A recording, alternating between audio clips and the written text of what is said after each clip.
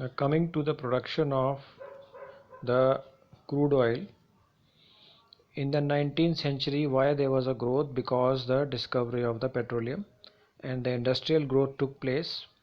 It supported large scale exploitation of coal deposits as well as petroleum. Since the mid 20th century, coal has given place to petroleum and natural gas as the main sources of energy. What is petroleum? The petroleum is the industrial revolution. In history you read about industrial revolution, the growth of industries.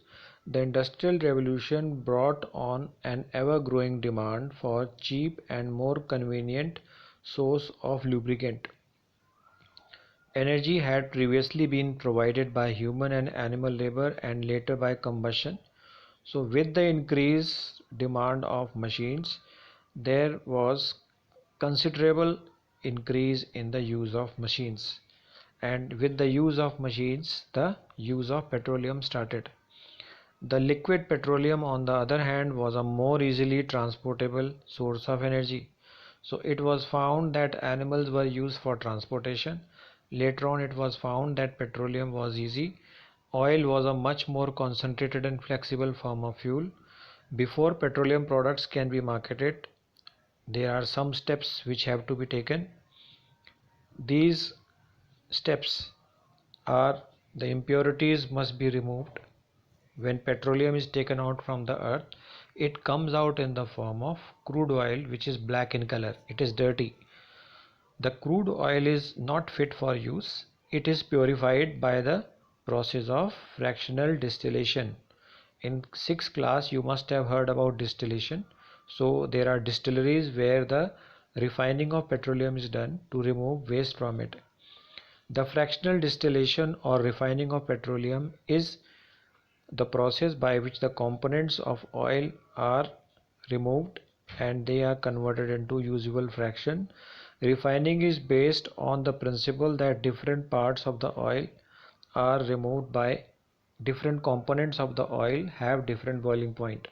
So the basic principle of fractional refining is that the oil which is obtained from the earth, it is boiled up to very high temperature. It is heated up to 400 degrees Celsius. At this temperature the whole oil, crude oil, changes into vapors. These vapors are then passed into a fractionating column. Fractionating column is a type of a big boiler which is many story big. These vapors are sent inside and they rise up. When these vapors rise up, the components of the oil also rise up. The more volatile move upwards, more volatile parts of the means there are the vapors which rise up. Those parts of the crude oil which change into vapor easily, they rise up and get condensed into vapors.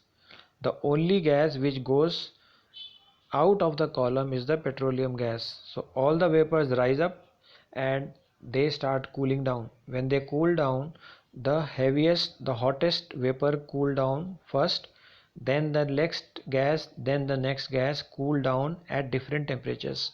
So when the temperature keeps falling down, these vapors are collected in different parts and then it is called fractional distillation. There are many useful products obtained from various fractions. Now what are the different parts? When petroleum refining is done, there are many things which are obtained along with petroleum. The first component which is obtained is petroleum gas, which you have heard as LPG. It is the gas which is used by us at home. It is obtained at the temperature of 40. This gas contains propane, ethane and butane. The LPG gas is called LPG because it is liquefied petroleum gas. Now this gas is obtained during distillation of petroleum. Then this gas is changed into liquid at high pressure so that it can be stored in a cylinder, and then it is supplied to so that it can be supplied. The next component which is obtained is petrol or gasoline. It is a fraction which has a boiling point of 40 to 170.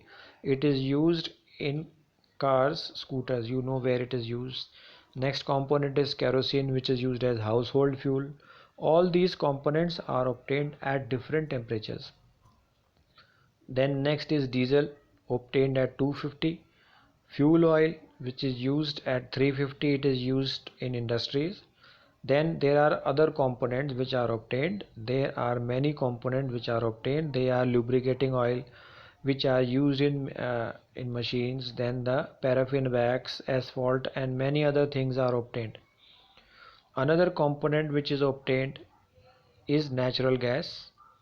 The natural gas contains methane, ethane. Natural gas is the you hear it in the fuels in the vehicles as CNG.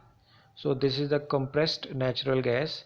It contains methane, ethane, and propane gases.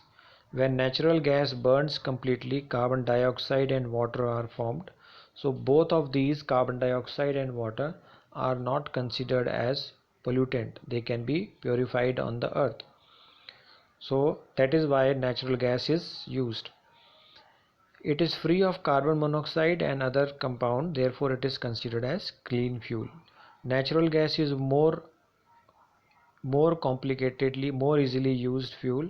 It is derived from both land plants and aquatic organisms. So basic idea is that the traditional sources of energy are the petroleum and diesel, but natural gas is being used because it does not cause pollution.